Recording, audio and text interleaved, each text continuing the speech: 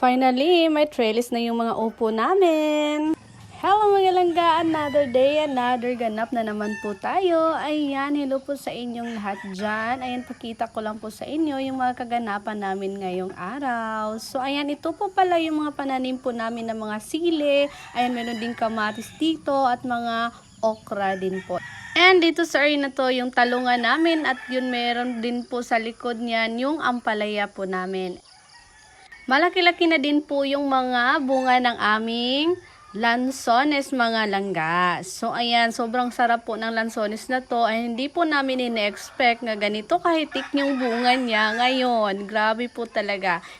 And ito din po yung mga kalabasa namin dito sa harap ng bahay. So ayun, nandyan po siya sa graba. Ay hindi po namin expect na tumubo siya dyan. And naka-harvest na din po kami ng mga bunga dyan. At ito po yung pangalawang bunga niya. Kunti lang po dyan, yan sila. Kunti lang po yan. Pero malalaki na po yung mga bunga. Meron na po tayong ma-harvest soon. So ayan yung mga kalabasa po namin dito sa harap po ng bahay. Ayan, sa gilid lang po talaga siya ng kalsada. Kunti lang po yung mga runners ng mga kalabasa namin, pero naka-harvest na din po kami. So ayan, yun po yung daddy namin.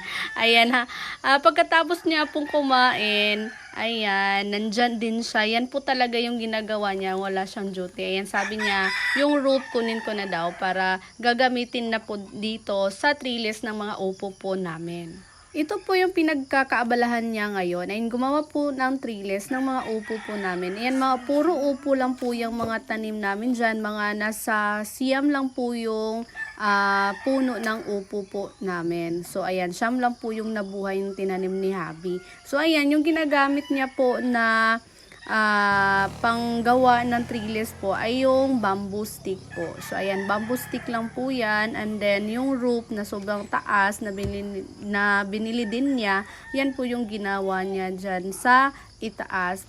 And I don't know kung matibay ba to, kasi nga po ay bamboo stick lang po yung ganyan lang po siya kaliit yung ginamit ni Habi. And then rope lang din po yung nakahawak ng mga upusun. So let's see kung kakayanin ba yun ng siyam na puno yung ginawang trellis ng Habi ko. And ito na po yung ginawa niya. Ayan po yung finish na DIY trellis na gawa niya. Ayan, so let's see kung kakaya ba to. Ayan, thank you.